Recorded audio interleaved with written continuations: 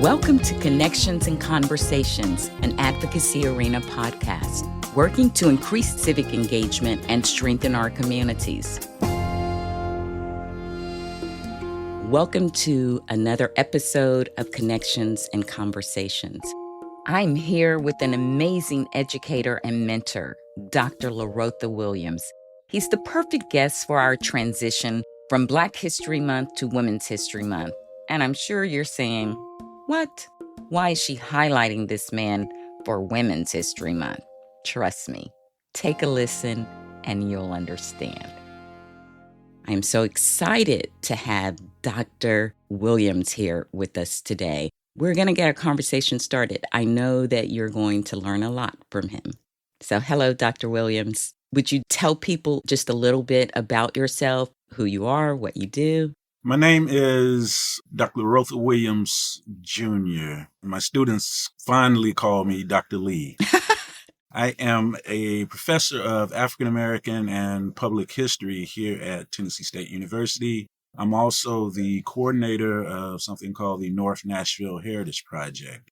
It was a project that was designed to initially look at the history of Jefferson Street, but we expanded it to include all of North Nashville. And what we try to do is to tell a complete and, as best as we can, a comprehensive history of this community. Via oral histories, we do the archival research, and we talk and we think about what we see and what we observe and experience in this community every day. That's awesome. Tell me a little bit about your background and your journey to get to teach history.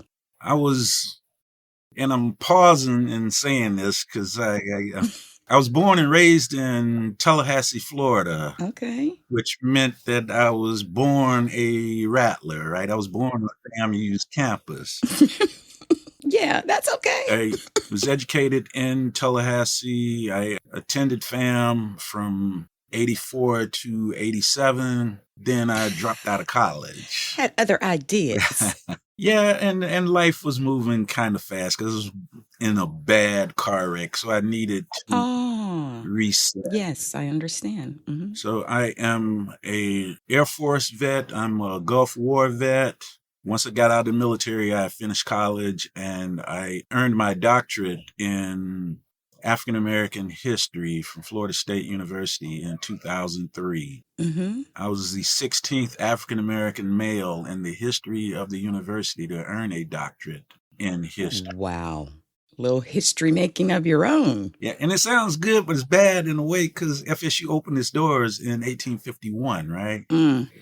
And I graduated in 2003. I was like, wow. Only 15 people preceded me, and I knew most of them. So it's just a comment on academia, right? Right. So my first job was in Savannah, Georgia, where I studied the Gullah Geechee people. I became just absorbed in all of that culture. I attended a church. Mm-hmm. Everybody in that church was Gullah except for me, right? Okay. But it was cool because I began to appreciate the culture in a way that I had not in graduate school. But why this is important, it is at this point that I became an engaged scholar. That is, I wanted to study the people that were around me. And more importantly, I think I wanted to do history that mattered beyond academia. So I wanted to be able to look into the face of folks that I was researching about and see what this actually meant to them. Mm-hmm. I arrived at TSU in 2009, and I was able to apply those same principles, that sort of ethos that I had embraced at my first job, and I was able to do here. And all of that stuff laid the foundation for everything I do in Nashville. That is a beautiful story. Thank you. Just in and of itself. And if I were a little younger, maybe I would become a history teacher because I'm also a veteran. So that was one of the things. And I met you online and social media from your post. And I was really drawn to your post about Nashville because that's where I live, and that you were teaching about a specific area. I have family from that area. Spent a lot of my childhood in that area. And I love how you are working to archive it Mhm. and also to bring it alive Mhm. because that area has certainly changed a lot. And the other thing that I did when I started getting engaged, I was like, who is this man? And I started doing a little research and I thought, oh my goodness, he does speaking engagements. And I think I caught you at a speaking engagement. I caught the video Mhm. of you talking about African American women in Tennessee. So I really wanted to feature you. I wanted you to tell that story a little bit. And I had you on the Monday Good Trouble chat that I have, right? Yeah. I appreciate that. And that was such an enjoyable time that we had. So tell me a little bit about why you were drawn to learn more about and amplify women. It all started right here on TSU's campus. If you're familiar with campus, we have a dorm called Hale Hall. Very familiar. I thought that that was named after William Jasper Hale, Exactly. but it is not. It was named after his wife, Hattie Hale. Hattie Hale grew up on Gay Street here in Nashville. Like many black women of her generation, Mm-hmm. she went to Pearl, not Pearl Cone, but Pearl High School. It's funny, the Pearl graduates who are still amongst us, if you ask them what high school they went to, you'll notice that they sit up a little bit taller if they're sitting. Or if they're standing, they stand up straight and they say, I went to Pearl High School. Exactly. And the funny story about that is because I grew up, of course, I knew Pearl High School and I grew up in a small community outside of Nashville. And our black high school was called Union High, and we were the Red Devils. And Pearl was one of our, One of your rivals, right? exactly. But we had great respect Mhm. because a lot of us knew those people. So it continues your story, but that's interesting. She graduated from Pearl early. And then she went to Fisk, where she graduated a little bit early from there. And then she left Fisk and went and got a business certificate. I want to say St. Louis. That's resonating. But in 1912, when TSU opens its doors, she comes and she applies for a job. Now, we're mindful that this sister had a college degree. She's working on post-baccalaureate work. And she comes here and she gets hired as the president's secretary Mm-hmm. with all that education, right? But it worked out well for him because, and I'm going to use an old school term here, the president had an eye for his secretary. Ah. Like, okay, I kind of like her. So the following year, he calls for an assembly of all of the students on campus, and they go to the gymnasium, and they don't really know what's going on. They're there, and then they notice that the music director from Fisk is there, and he's sitting in front of an organ. And then they see the president step out, and he's dressed to the nines. Then the music director begins to play Here Comes the Bride. And Hattie Hodgkins, that was her maiden name, she steps out and she's wearing a light blue dress with a picture hat on. I had to ask somebody what a picture hat was because I don't know, I'm not that fashionably inclined. But they step out and they get married in front of the student body. And I thought about what a powerful moment that was and what that moment represented for us as an HBCU and our very close ties to the community, right? Yes. Like, okay, who was this lady? Mm-hmm. I was like, okay, guys, I'm going to do a little research on it. So I start probing a bit and I find out where Madam C.J. Walker is in town with her crew, and they're in a convertible just driving through Nashville, and they're having a glorious time. They pull up on Goodwill Manor to see Hattie Hale. And I'm like, this lady was much, much more than just the president's wife that's hosting teas and things of that lady. So as I probed a bit further, I found that she was intimately involved in Nashville's Colored Women's Club. Mm-hmm. So I began to look at their meetings that they were having because she was involved in the Phyllis Wheatley Club and a few other clubs. and I'm looking, and I see where her name isn't mentioned. You never see Hattie Hale. You always saw Mrs. W.J. Hale. Wow. So like all of her work is being overshadowed by her husband. Mm. But then as I looked through the list, she wasn't the only one. I began to see Mrs. Preston Taylor, Mrs. Henry Allen Boyd, all these other folks, but these women were rendered invisible. And the only thing we knew them by their husbands' names. But Mm-hmm. they are out here killing it. They are functioning like civil rights organizations. These folks, these women are doing what the NAACP would do 20 years later, but they're doing it right here in Nashville. Under social clubs. Yeah. And there were several in this city.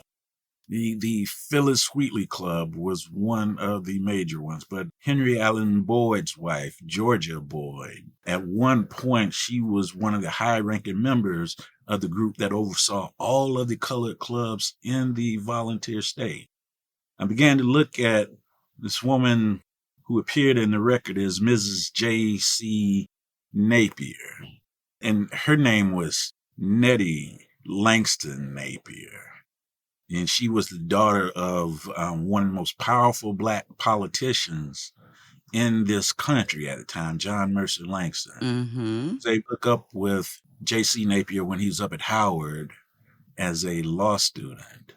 They connect, they have the wedding of the century. The woman who was Abraham Lincoln's wife's dressmaker, her name escapes me right now, but she made some dresses for Nettie Napier. Wow. According to the story, those dresses were changing colors as she walked by. Because I don't know what kind of cloth she used, but as I think about it, you know how you might pull up on a car at a red light and it's one shade, but as it moves off, it kind of the color changes. Yeah. But she comes here to Nashville and she sets up something called the Day Home Club.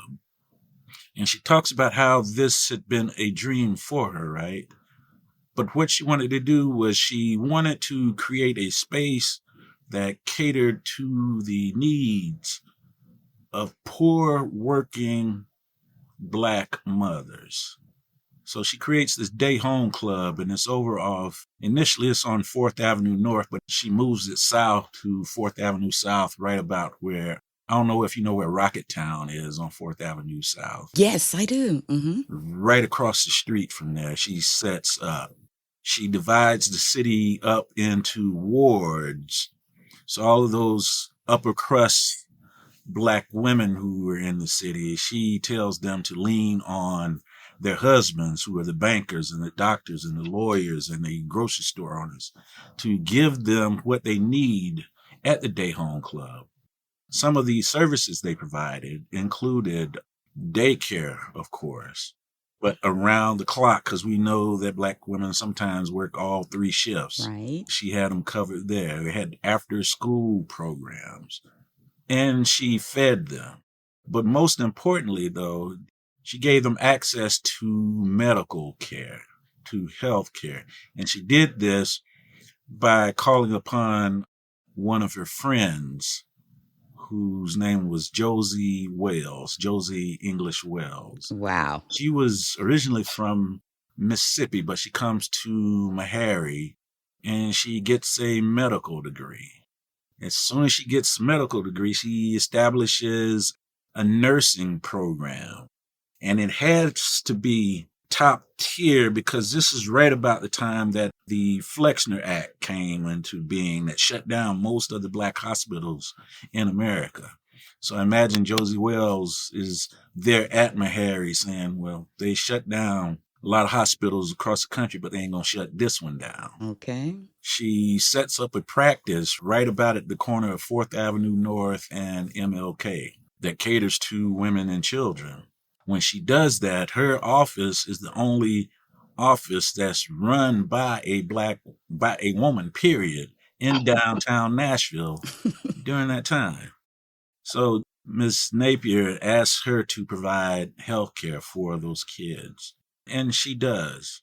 What we have in this city is just an amazing, amazing group of Black women who are doing their thing right about the end of the 19th century, because we hadn't even gotten to the point to where we are talking about the NAACP, the modern, going into what we consider the modern civil rights movement. Right. We haven't even gotten to the point to where the women's suffrage movement has found its legs. Okay. Sisters in Nashville that are doing it at the time, they're killing it. I mean, that is just amazing. And I think that's how I kind of came across your post on social media because it was during Black History Month. And just as a Black woman, I wanted to dig into my local history and to highlight other Black women. And so when I was posting about these women, I was like, look what someone else knows about these women, a lot more than I do. This work was born out of frustration, right? Because I'm feeling like I shouldn't have to work this hard to just uncover and to get some idea of what these amazing women did. And these names should be names that ring out amongst our students here. Elementary, middle school, and high school. They should be names that we associate with great Black women like Rosa Parks or Fannie Lou Hamer and other. But it's really important though, because these are our people, right? Right. Our family members. I put all this together and I gave a presentation on Black women at our Nashville conference a few years ago. So I'm always thinking in terms of public memory because we have all these women, but how are they represented in Nashville? I asked my students if they can think of any statues of Black women in this city. And right off the top of our head, we can think of one because we got that Wilma Rudolph statue over here by the Gentry Center. Right, a TSU alum. Mm-hmm. Yeah, but after that, you have to scratch your head and you're thinking, it's like, okay, I think J. Frankie Pierce is supposed to be one of those women suffragists at Centennial Park. But you go and you look at that monument and you struggle to figure out which one of them is J. Frankie Pierce because all of them look alike to me. Mm-hmm. Then we ask questions about who determines what we will memorialize and how we will do it. I submit to you and to anybody who's listening to this broadcast, it needs to be us. We need to be able to point out and say, okay, Nettie Napier is important to us. We need to have a statue of her somewhere in the city for what she did. So that's the goal. Well, I'm right there with you. I will stay connected to you because, as I said, it is just, for me, a special love of learning about history and culture. And that was something that, in the military, when I lived abroad, I wanted to learn about that community and the culture. And so I see, like you were born in Florida, you came here, you wanted to learn about this community as you did the community that you lived in and around in Savannah. And it is important for us to preserve this history and to make sure it doesn't get disappeared, if you know. Yeah. And it's critically important now because it's becoming fashionable to erase our history or to marginalize it or just to flat out say it didn't happen. And if it did happen, you can't teach it at this school or in this area. So I think the challenge to us is to redefine what a classroom looks like. Yes. If you can pay the money to come to college and come to TSU and get in one of my classes, I'm going to give it to you as best as I can with all my abilities, but might need to be teaching it at Hadley Park, at the community centers, in our churches, or the places we gather, or even on the street corners. I think one of the best lectures I gave last year was at Public Square Park. And it was just me and my Black Nashville class. And we got there and we started talking about Nashville being the second largest slave port in Tennessee. So I got started, and by the time I pulled up, I was like, "Oh man, I done talked about 20 minutes already, and we still got other stuff to see." I feel as though we need to find spaces where we can teach our history, where we can engage each other, where we can probe our history, where we can celebrate it. Yes. Find these spaces that are insulated from people who don't want us to know or talk about it. Exactly. Again, like I said, you won't be able to shake me, especially with the work that you do, because I do think it is important. And I'm glad that you talked about us being imaginative Mm-hmm. in the way that we teach and preserve and archive our history. You know, we've always been an imaginative people and very intuitive. So I like that idea. And I know that, like, you know, from your state of birth, there's a gentleman there who is really working, Professor Dunn, I think, is it? Yeah. And he is one of several. And I'm thinking about Darius and Reggie. And I love these brothers. I can't call their last name, maybe because I got the camera on, but they're at FAMU and they're doing tremendous work. And I think both those brothers got their degrees from University of Memphis. Wow. Yeah, so there might be a connection there between Tennessee and this. I know that's amazing. But in my social media circles, I am around a lot of other people who love history, understand the importance of it. And, you know, I hear ideas like this popping up, you know, like Saturday schools. One gentleman I know, he's going to the barbershops and, you know, he's teaching. And I love this. And I think that, as you said, there is really an active assault going on. I'll tell you too, Dee, a lot of what I know or what I've learned about Nashville, a lot of the questions that have formed about the work I do came up out of a barbershop. I don't know if you remember where JT's barbershop was located on Jefferson? It was right across the street from what is now One Drop Inc., but it used to be Kay Gardner's funeral home. Okay, that I'm familiar with. That little house across the street from it was JT's barbershop. I know there was a barbershop there. I don't know that I ever really, you know, like knew the name. That was an archive of Nashville history because you could go in there and you can get a cut or you can get a shave, but people would be in there talking about everything from politics to award shows. I can remember Justice Birch coming in there. Wow. And sitting down and waiting to get a shave. And I look up and he's sitting next to the dude that's selling bootleg DVDs and jailbroke fire sticks. But it just, in looking around, I thought about how this was one of the most democratic spaces in the city because everybody got a chance to talk, no matter how bizarre the ideas were. But to your point about the classrooms or learning spaces, I would go in there and I would tell, and those guys, most of them were TSU alums. So after they forgave me for being from Tallahassee, right, they would talk to me and ask you family now. Yeah, right. And I know who signed my checks, right? TSU. But they would ask me what I was working on. And they'd always have something to add, something that I could not find in the textbook, right? Wow. So I remember telling them I was trying to figure out what happened with the Luby bombing.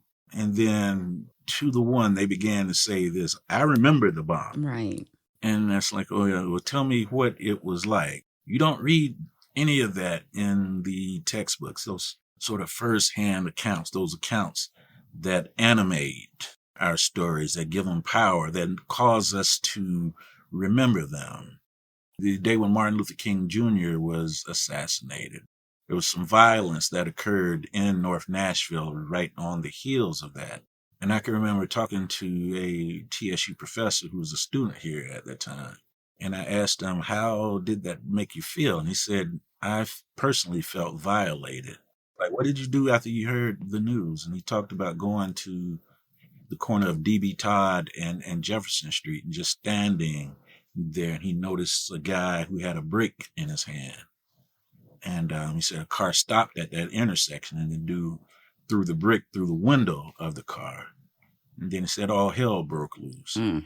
I've read about the riot, but it was not until I got here that somebody talked about the very moments that it began and the feelings that they had of disappointment and anger and all of that. And I feel like sometimes we sanitize history to the point to where we don't see how those emotions, those very valid emotions, trigger events. Absolutely. In a lot of my work, I try to amplify marginalized voices. That way, I think we can get a more complete picture of what these events were like. For example, Nashville is known for civil rights, but it's rare that we talk about people that I know were probably women because I was raised in a Baptist church, right? Okay. Who is doing the fundraising. You have Mother so-and-so who's in the kitchen cooking meals to take those students down there who were locked up. For the women who did the typing or whatever. If you don't tell those stories, then you're not telling a complete story. One of the things about the movement that I didn't get answered until I got to Nashville, till I arrived here in Nashville, was where did they get the money to bail all those students out of jail? Because I've studied the NAACP and I know that they were always struggling with finances. Where'd that money come from to bail all those students out? Once I got here and started hanging out in the barbershops for a while, I found out that the bookies, the numbers game, these guys were the ones that had the cash. And my next question was, where did they get there? Who are their biggest players? Because I know how we celebrate Jefferson Street as being this economic powerhouse. But you move north of Jefferson Street, you get to Jackson Street, or you get to Hyman or Scoville. These folks are struggling, and there's no way that they could supply enough money to bail 69, 70, or even 100 students at a time out of jail. So the bookies, when I got a chance to ask the numbers runners who was younger at the time, I was like, well, who are your biggest clients? And he said, we would go out to Belle Meade or to Green Hills, and the women in those communities would play the numbers.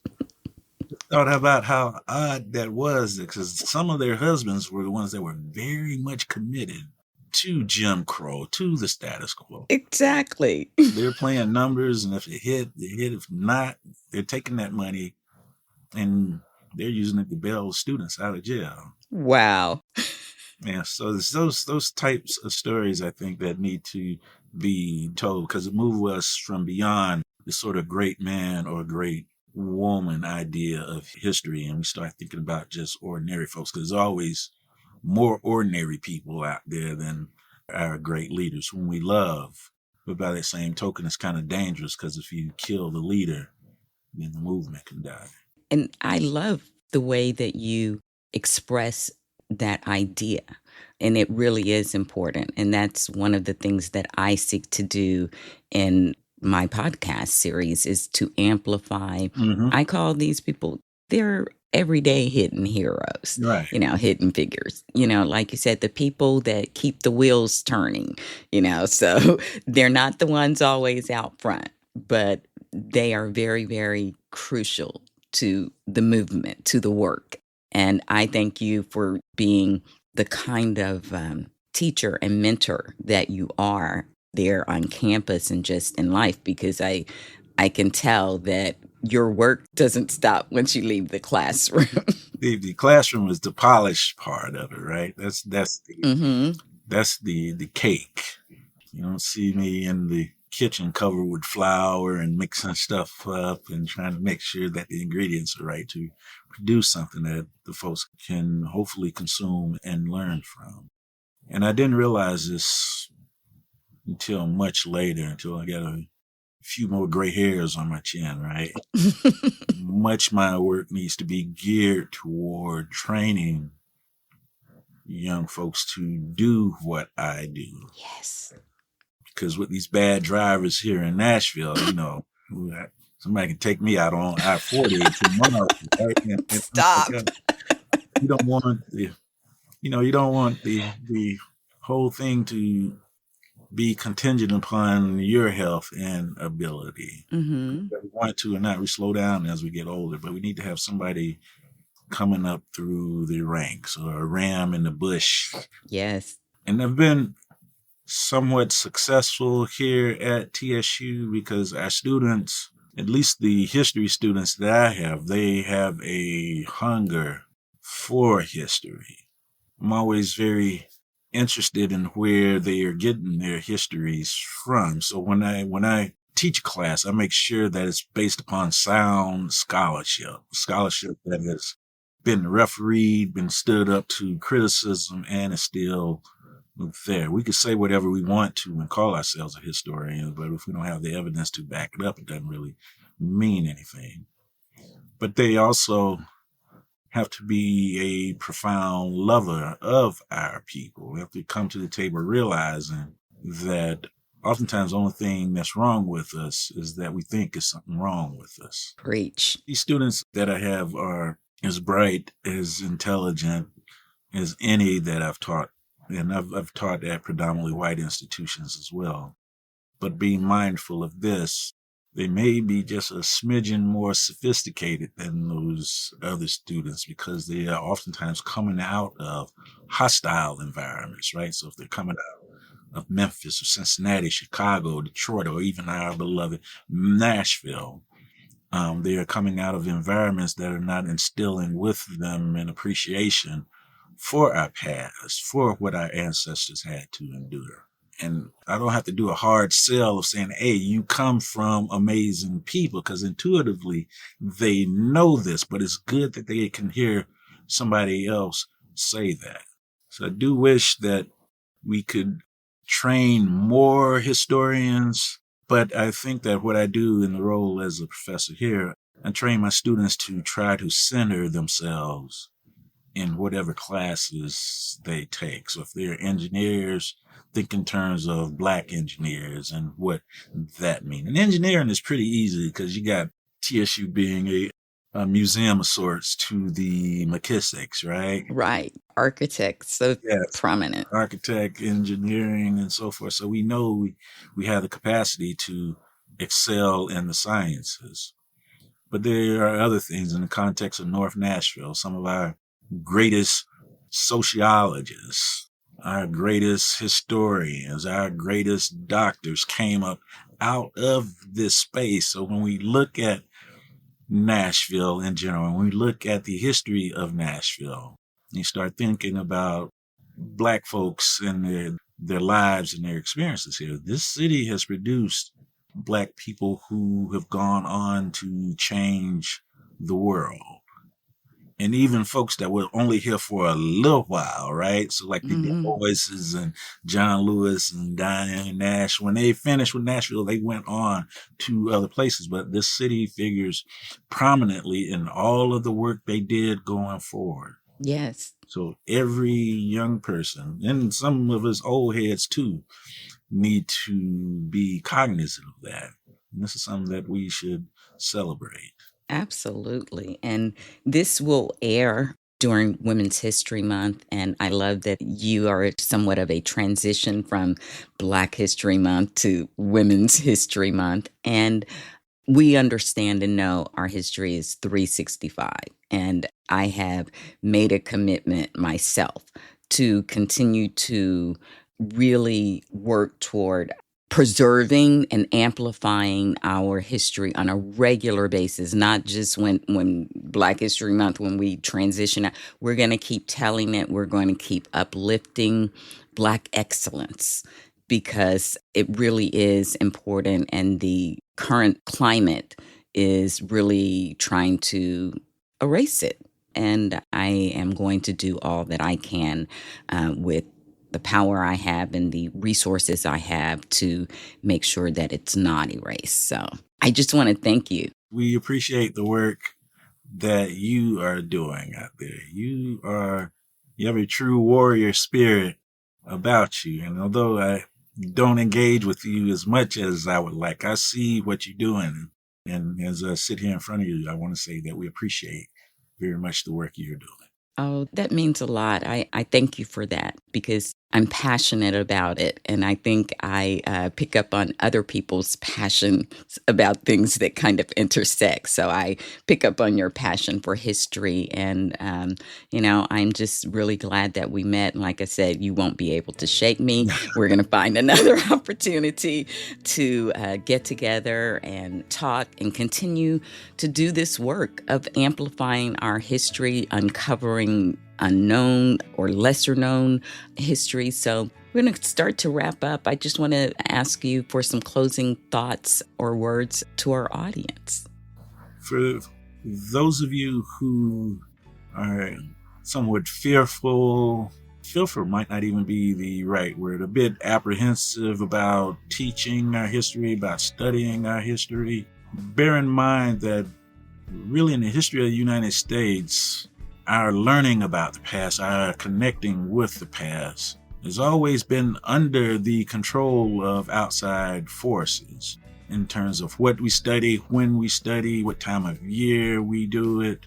And I think it's incumbent upon us to redefine what a classroom looks like.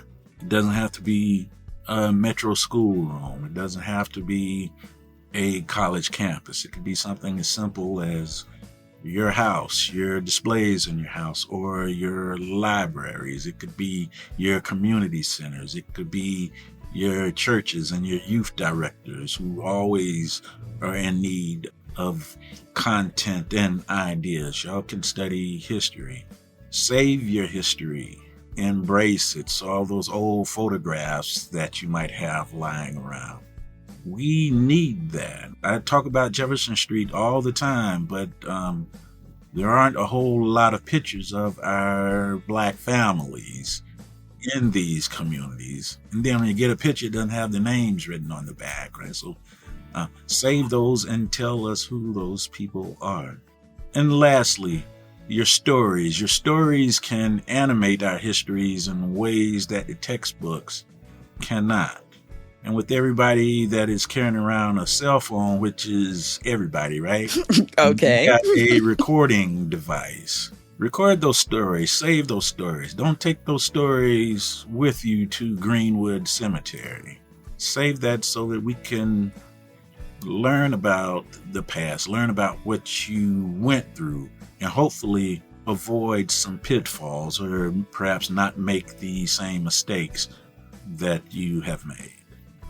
So with that, thank you for inviting me to sit with you for a few moments. I feel like, just like the last time, I left the interview and say, wow, I got a little bit smarter after participating in this.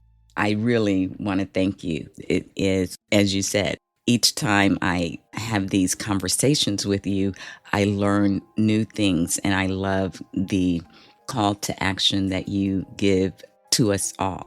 I think it is very important for us to all become our own little archivists, so to speak. So thank you for being here with me today, Dr. Williams, and I can't wait for us to do it again. It was a pleasure talking to you, and I look forward to our next conversation. Thank you. Community is created and sustained by many people and many things. One of those important things is celebrating and preserving the community's history. I'm so glad we had an opportunity to talk about that today.